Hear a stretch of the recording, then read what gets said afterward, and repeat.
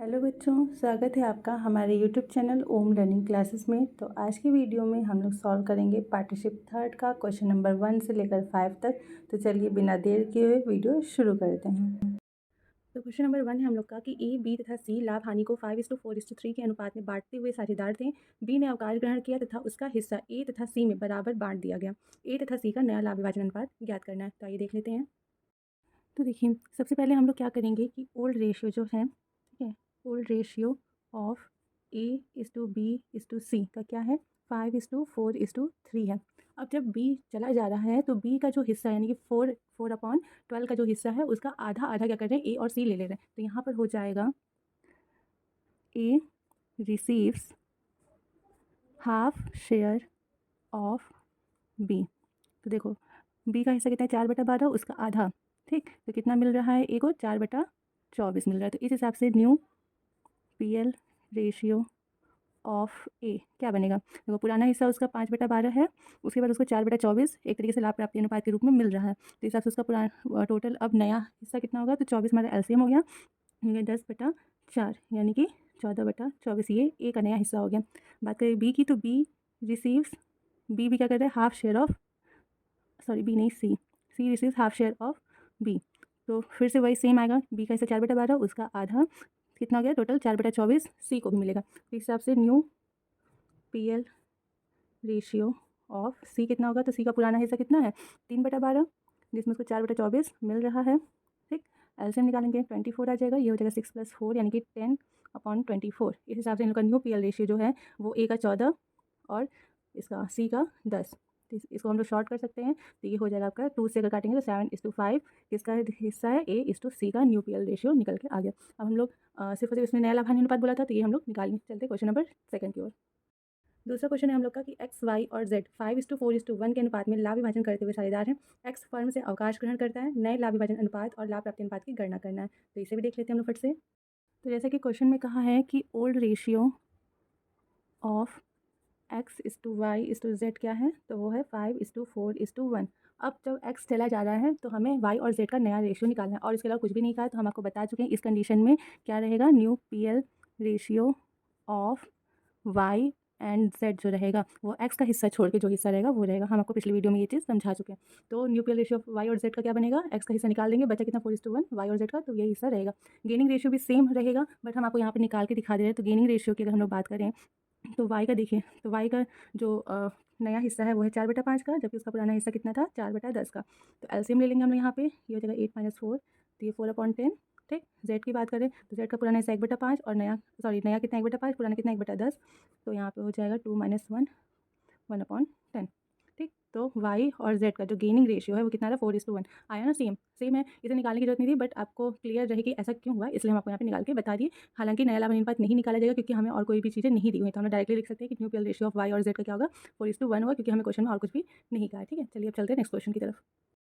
तो question number 3 है हम लोग का कि ए, बी, सी और डी 3:7, 5:14, 3:14 और 1:7 के अनुपात में लाभ विभाजन करते हुए साझेदार हैं। डी फर्म से अवकाश ग्रहण करता है, डी के अवकाश ग्रहण करने के बाद नया लाभ विभाजन अनुपात और लाभ प्राप्ति अनुपात की गणना करना है। तो आइए जल्दी से इस क्वेश्चन को भी सॉल्व कर लेते हैं। तो देखिए, जैसा कि हमें इस क्वेश्चन में कहा है कि ओल्ड रेशियो ऑफ A:2B:C:D देखें, तो हमें यहाँ पे अनुपात में दिया हुआ है, कितना दिया हुआ है, तो 3/7 A का, 5/14 B का, 3/14 C का और 1/7 D का। तो आप यहाँ पे देख सकते हैं कि इन चारों का ही डिनोमिनेटर सेम नहीं है। तो सबसे पहले हम लोग क्या करेंगे, क्योंकि ये अनुपात में है तो हम लोग को इन चारों के डिनोमिनेटर सेम करने होंगे। इसके लिए देखिए, ये 14 दोनों में है और दोनों यहाँ पे A और D का 7 है। तो अगर हम लोग ऊपर और नीचे दोनों में ही 2 से इंटू करें तो ये सबका डिनोमिनेटर 14 हो जाएगा। तो हम लोग क्या करेंगे, 3/7 में ऊपर नीचे 2 से इंटू करेंगे तो ये हो जाएगा 6/14, और ये 5/14 रहेगा ही, और ये 3/14 रहेगा, और 1/7 में भी ऊपर नीचे 2 से इंटू करेंगे तो हम लोग का ये भी हो जाएगा 2/14। इस तरीके से हमारा सारा डिनोमिनेटर सेम हो गया। तो अब इन लोग का जो पुराना रेशियो है वो 6:5:3:2 रहेगा।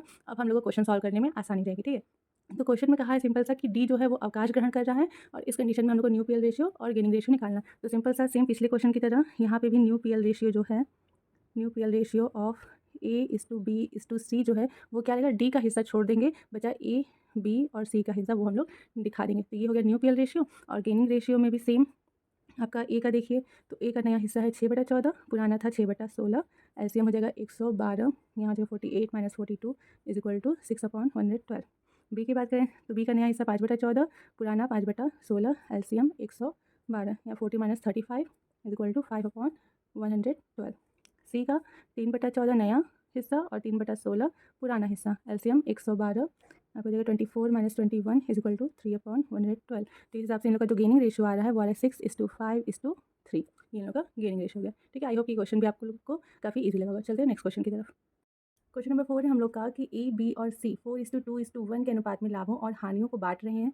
बी अवकाश ग्रहण करता है तथा बी के हिस्से को ए और सी बराबर बराबर लेते हैं। नया लाभ प्राप्ति अनुपात की हमें गणना करनी है। नया और लाभ प्राप्ति अनुपात की गणना करनी है, यानी कि हमें दोनों ही रेशियो निकालने हैं। तो इस क्वेश्चन को भी हम लोग देख लेते हैं। जैसे कि क्वेश्चन में दिया है कि old ratio of A, B और सी कितना दिया है 4:2:1 और बोला है कि बी अवकाश ग्रहण करा, बी के जो हिस्सा है उसका आधा आधा जो है वो ए और सी ले लेते हैं। ये क्वेश्चन भी हमारा क्वेश्चन नंबर फर्स्ट की तरह ही है। तो सिंपल सा हम लोग यहाँ पे क्या करेंगे, यहाँ पे हम लोग करेंगे ए रिसीव्स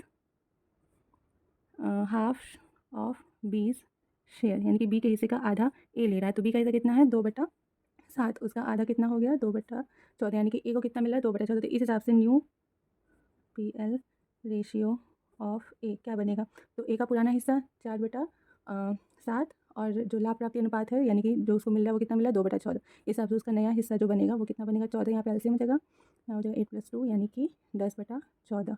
ठीक, बात करें सी की तो C receives half of B share, इसका भी सेम है। तो यानी कि 2/7 का हाफ कितना 2/14 सी को भी मिल रहा है। तो सी का हिस्सा कितना है न्यू PL रेशियो ऑफ सी, तो सी का जो रेशियो है वो है 1/7, जिसमें कि उसको मिल रहा है कितना 2/14। तो हो जाएगा यहाँ पे 14, 2 + 2 = 4/14। तो ए और सी का जो नया रेशियो है वो 10 और 4 10:4, इसको 2 से काटेंगे तो ये हो जाएगा 5:2। ये इनका न्यू PL रेशियो हो गया। गेनिंग रेशियो निकालेंगे तो गेनिंग रेशियो देखिए ए का कितना होगा, तो नया अनुपात नया अनुपात जो है वो 5/7 है और पुराना कितना है 4/7। तो यहाँ पे हो जाएगा ये 1/7 हो जाएगा और सी का भी जो है वो नया है 2/7 और पुराना है 1/7, तो इसका भी 1/7, यानी कि गेनिंग रेशियो ए और सी का 1:1 का ही। वैसे भी बोला था कि बराबर बराबर यानी कि 1:1 ही बांटेंगे ये लोग, तो फिर भी हम आपको यहाँ पे निकाल करके दिखा दिए। ठीक है, चलिए अब चलते हैं अपने लास्ट क्वेश्चन की ओर।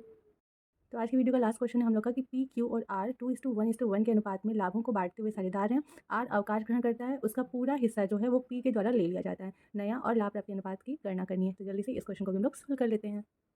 तो जैसा कि क्वेश्चन में है कि ओल्ड रेशियो ऑफ P/Q/R का क्या है 2:1:1 है। आर अवकाश ग्रहण कर रहा है और आर का पूरा हिस्सा कौन ले रहा है पी ले रहा है। तो इस कंडीशन में जो होगा वो होगा new PL ratio of P.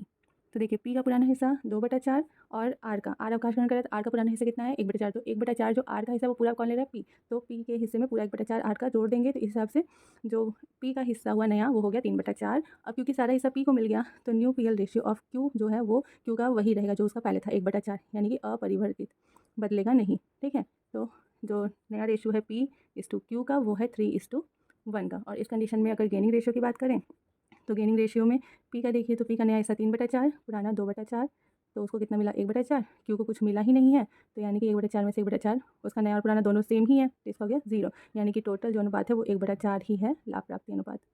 ठीक है, लाभ प्राप्ति इतना ही है सिर्फ और सिर्फ। ठीक, तो आई होप कि आप लोग को ये सारे पाँचों के क्वेश्चन काफ़ी अच्छे समझ में आ गए। अगर आपको इसमें कोई कन्फ्यूजन है तो इसके जस्ट पिछला वीडियो जो है वो उसमें हमने आपको सारा कॉन्सेप्ट बताया कि कब हम लोग किस तरीके से न्यू PL रेशियो और गेनिंग रेशियो का कैलकुलेशन करें, तो आप वहाँ जाकर के वो वीडियो देख सकते हैं, जिससे आपका कॉन्सेप्ट काफ़ी अच्छे से क्लियर हो जाएगा। तो उम्मीद करते हैं कि आपको वीडियो काफ़ी अच्छा लगा होगा, पसंद आया होगा। तो अगर आपको वीडियो अच्छी लगी तो please like, share and subscribe करना बिल्कुल मत भूलिएगा और बने रहिए हमारे यूट्यूब चैनल ओम लर्निंग क्लासेस पे। Thank you.